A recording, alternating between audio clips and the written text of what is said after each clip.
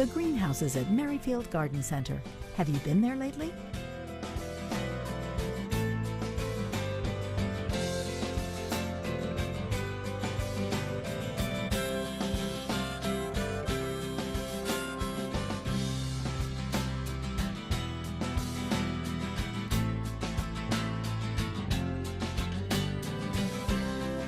Enjoy a visit to Merrifield Garden Center today.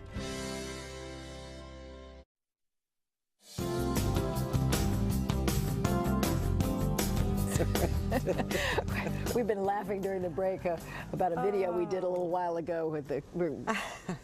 Never mind. Well, we'll get to it in a minute. We'll tell you. What would you like to tell us about, Becky?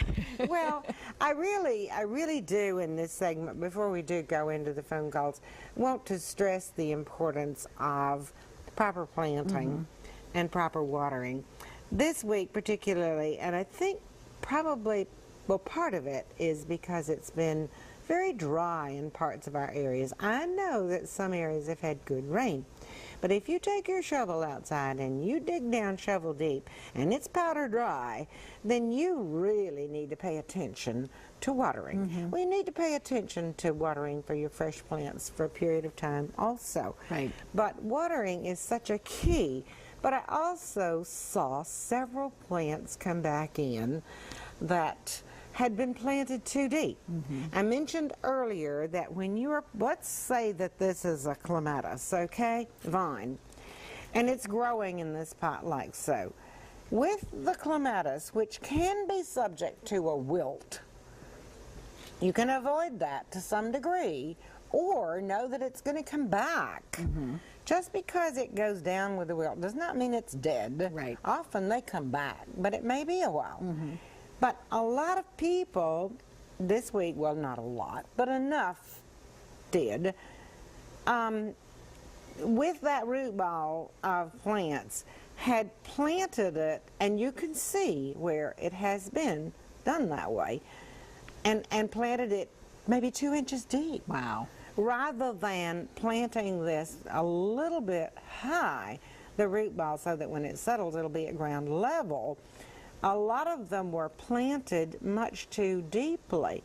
And sometimes even an inch is not good, but most of them had been planted 2 inches deep.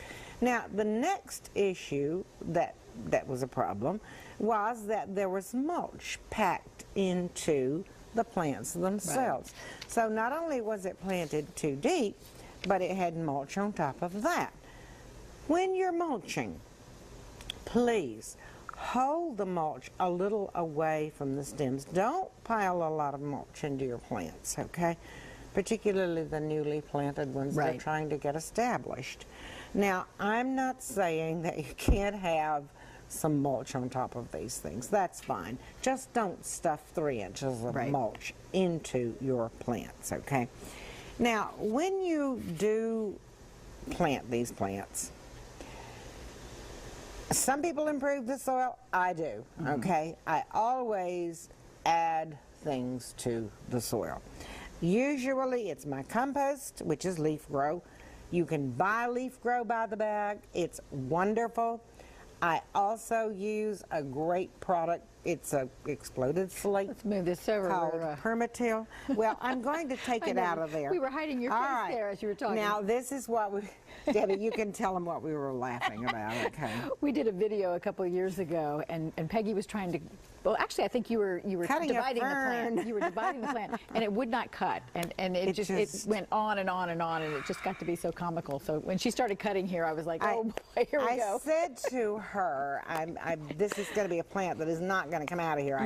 I've got that feeling. So what I did was cut the pot, okay, so that I don't pull it apart. That's not always necessary. They usually slide right out. But let's slide this out and see if we don't make such a terrible mess. Anyway, all right, what you have here is the root ball that has, well, I'm going to hold it up like so, Debbie. Hopefully it's not in front of your face.